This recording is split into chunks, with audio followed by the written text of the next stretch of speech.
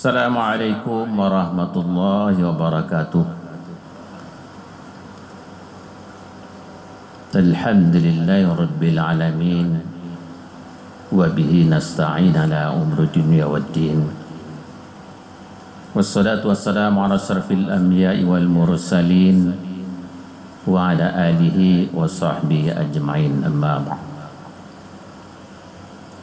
Bapak, ibu-ibu, jemaah zuhur Masjid Raya Syekh Ahmad Khatib Al-Minangkabawi,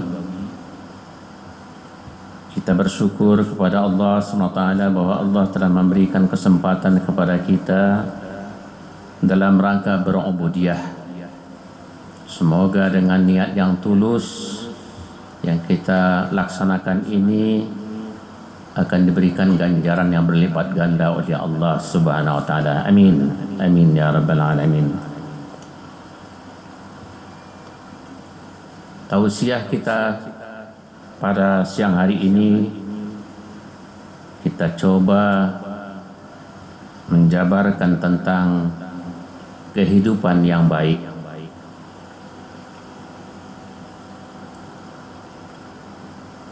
Setiap manusia yang berakal, yang normal, pasti dia mengharapkan kehidupan yang baik. Pasti dia akan mendambakan untuk mendapatkan kehidupan yang baik. Tidak ada rasanya kalau dia manusia yang normal mengharapkan kehidupan yang buruk. Setiap orang yang menginginkan kehidupan yang baik belum tentu sama. Mungkin mereka mencapainya dengan memakai cara-cara lain, metode-metode lain.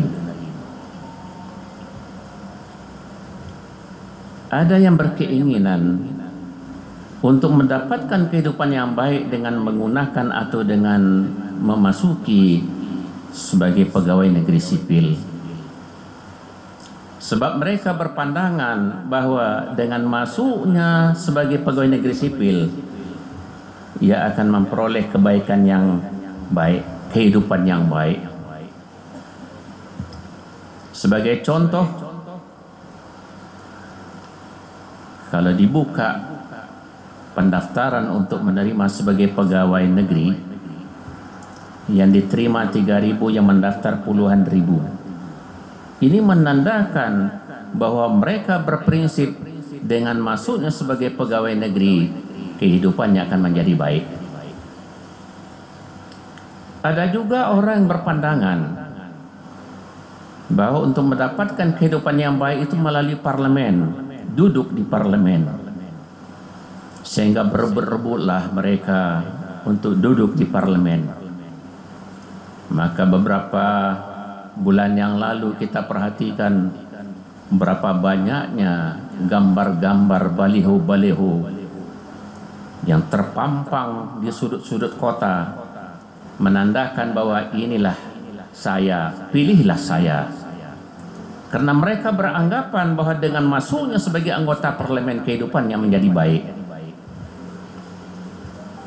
Ada juga yang berpikir bahwa untuk mendapatkan kehidupan yang baik itu sebagai pengusaha, sebagai pedagang. Karena mereka berkeinginan untuk mendapatkan kehidupan yang baik itu dengan berdagang, dengan berusaha. Dan ada juga yang berpandangan untuk mendapatkan kehidupan yang baik itu sebagai pegawai, sebagai pelayan, sebagai nelayan, sebagai pesuruh dan sebagainya. Ini pandangan-pandangan. Tapi semua pandangan seperti ini perlu didasari kepada 5 hal. Untuk mendapatkan kehidupan yang baik, syarat pertama adalah dikurniai rezeki yang halal. Halal ada dua sistem, ada dua cara. Halal zatnya, halal perolehannya. Zatnya halal seperti ya makan daging ayam, sapi, kerbau, dan juga makanan-makanan yang diizinkan oleh Allah SWT. Banyak orang kadang-kadang sudah meneledorkan, sudah tidak mengambil suatu perhatian tentang makanan yang halal ini. Sebagai contoh kita perhatikan, apabila seseorang ingin makan yang indah, yang enak, yang lezat, ia tidak memandang lagi tentang halal dan haramnya. Ia memandang, ini masakan yang enak, ini makanan yang lezat. Sedangkan Allah mengatakan, Kulu mimma razaqakumullahu halalan thayyiba. Makanlah oleh kamu apa-apa yang telah kami rezekikan kepada kamu yang halal dan baik. Yang kedua, perolehannya. Zatnya halal, tapi kadang-kadang perolehannya tidak halal. Umpamanya kambing. Kambing itu zatnya halal, tapi kalau diperoleh dengan cara yang tidak halal, umpamanya dengan maling, dengan merampok dan sebagainya, caranya tidak halal. Oleh karena itu agama kita memberikan sinyal, memberikan aturan, makanlah oleh kamu makanan-makanan yang halal, perolehannya pun halal. Insyaallah mudah-mudahan engkau akan mendapatkan taufik dan hidayah Allah. Oleh karena itu setiap kita sholat kita selalu berdoa, Allahumma inni as'aluka ilman nafi'a wa rizqan halalan thayyiba wa amalan mutaqabbala. Hendaknya kita selalu berdoa, mudah-mudahan Allah akan memberikan kurnia kepada kita dengan rezeki yang halal. Yang kedua, dibekali dengan ilmu, kita akan mengolah sesuatu dengan ilmu. Kita akan mengolah dunia dengan ilmu. Sebagai contoh, kalau umpamanya kita dulu mendengar, melihat bahwa apabila bapak-bapak kita, kakek-kakek kita menanam padi, itu kadang-kadang dituai dalam jangka 1 tahun. Itu ilmu mereka waktu itu. Tetapi kalau sekarang tidak, dalam jangka 1 tahun bisa dipanen 3 kali, sekali 4 bulan panennya. Ini kenapa? Karena ilmu pengetahuan. Pernah para sahabat bertanya kepada Rasulullah, ya Rasulullah, bagaimana cara menanam korma yang bagus ya Rasulullah? Cara menanam begini kata Rasulullah. Ditiru oleh para sahabat. Tapi setelah ternyata hasilnya tidak ada, kurang. Kemudian mereka mencoba mencangkok, kemudian hasilnya lebih bagus. Mereka bertanya lagi kepada Rasulullah, antum a'lamu bi umuri dunyakum. Kamu lebih tahu tentang masalah dunia kamu. Ini juga harus dengan ilmu. Hasilnya pun akan lebih bagus dibandingkan dengan berbuat sesuatu tanpa ilmu. Tentang masalah akhirat juga harus dengan ilmu. Kita sholat, seseorang sholat sebagaimana kita sholat, tapi bacaan-bacaannya tidak sesuai dengan tuntunan Rasulullah, ataupun sesuai dengan tuntunan Rasulullah tetapi rasanya tidak sesuai dengan kaidah-kaidah yang diberikan oleh Rasulullah. Nilainya akan berbeda dengan seseorang yang sholat yang mengetahui tuntunan-tuntunannya. Kalau dia akan bertakbir Allahu Akbar, kemudian bagaimana rukuknya, bagaimana sujudnya, bagaimana duduk di antara 2 sujud sesuai dengan tuntunan Rasul, ada dalil-dalilnya, dia mengetahui hal ini seperti ini, akan lebih baik nilainya dibandingkan dengan orang yang melakukan tanpa ilmu pengetahuan.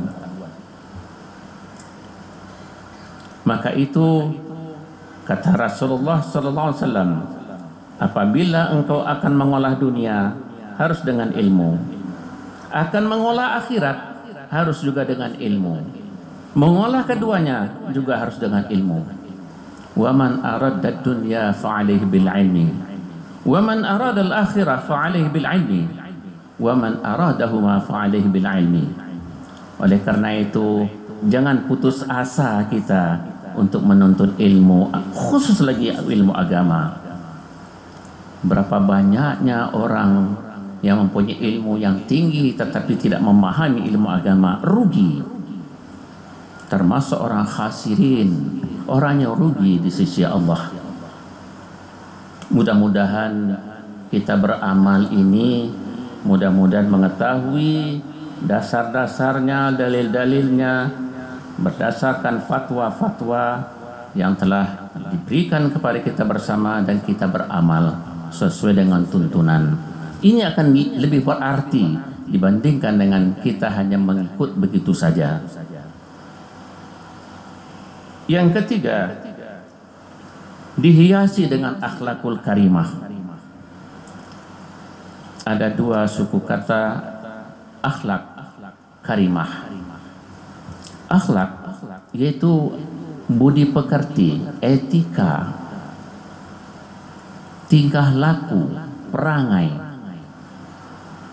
Menurut Imam Al-Ghazali, yang dikatakan akhlak adalah sesuatu yang tumbuh dari dirinya untuk melakukan suatu perbuatan tanpa dipikirkan terlebih dahulu, tanpa dipertimbangkan terlebih dahulu. Seseorang umpamanya, ia berjalan, ia tersandung kakinya. Apa yang ia ucapkan? Kadang-kadang ia ucapkan banyak. Ya mungkin ya, seperti binatang-binatang yang lain mungkin disebutnya.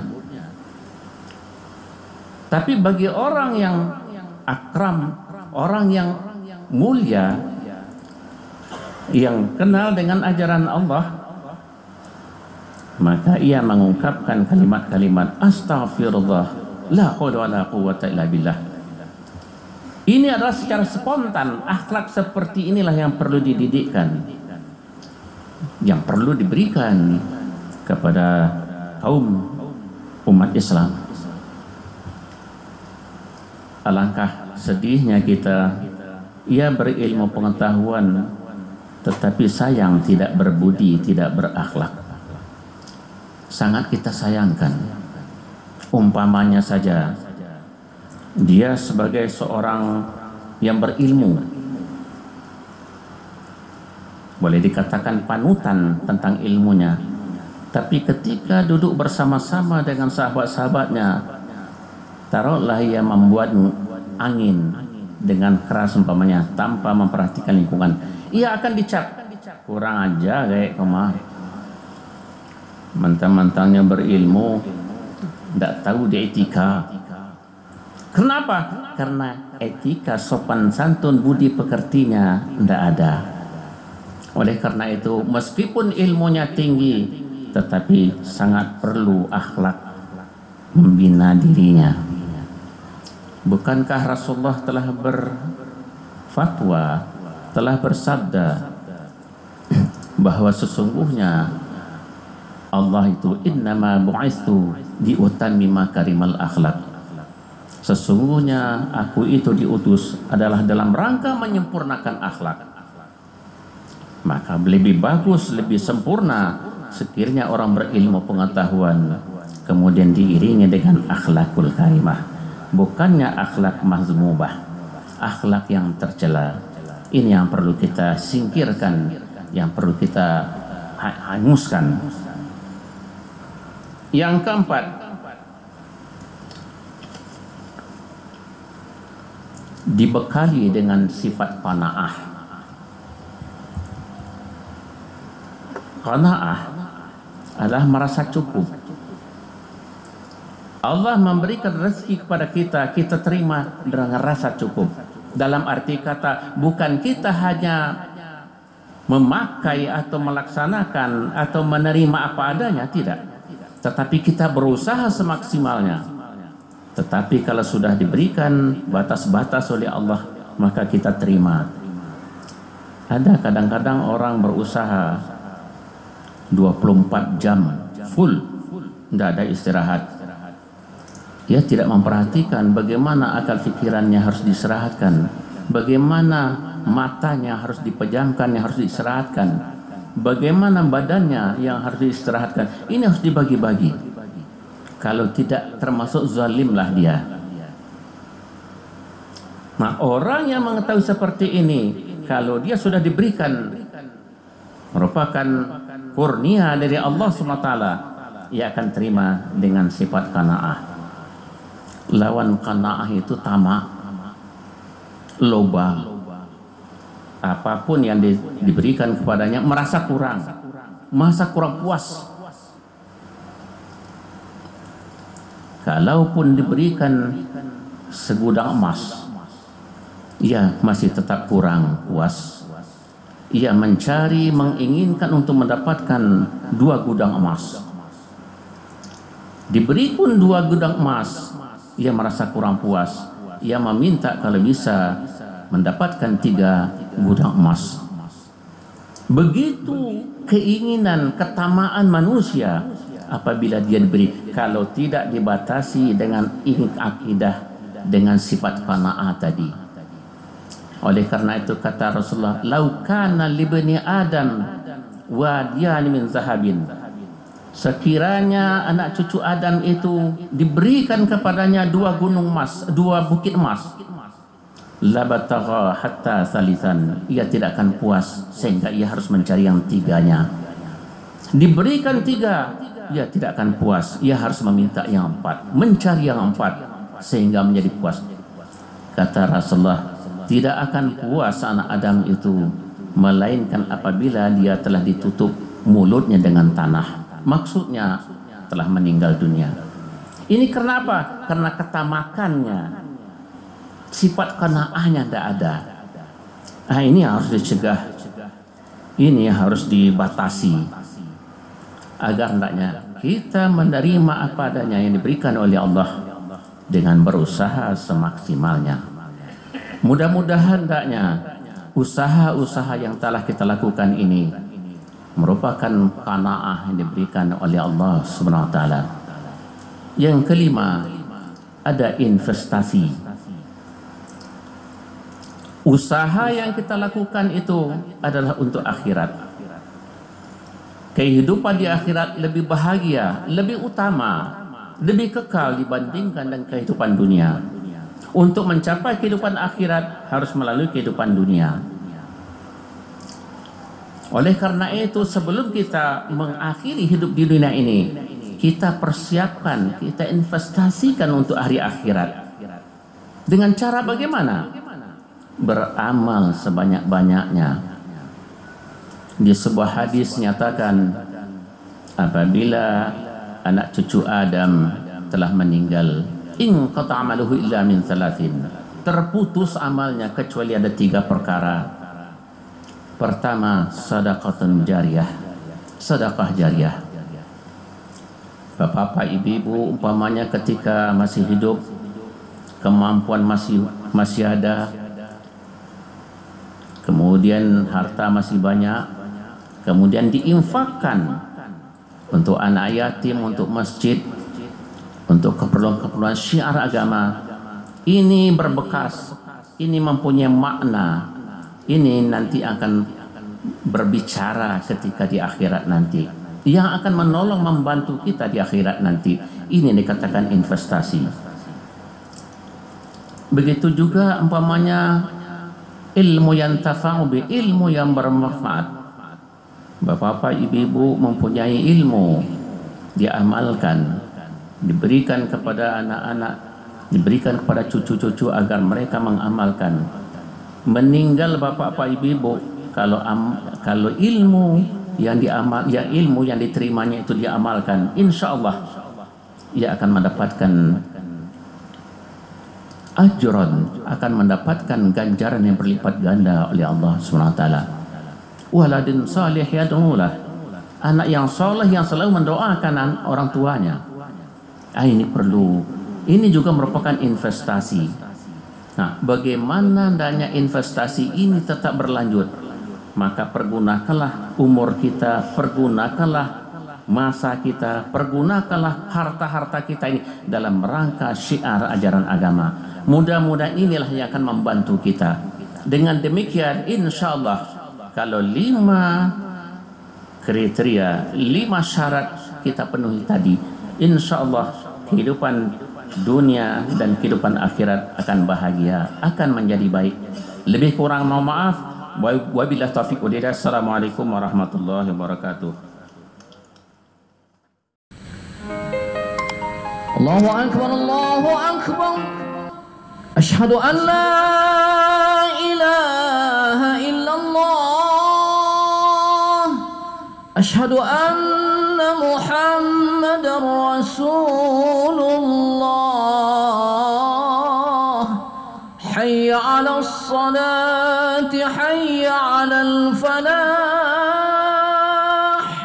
Qad qamatis salatu, qad qamatis salah. Allahu akbar, Allahu akbar. La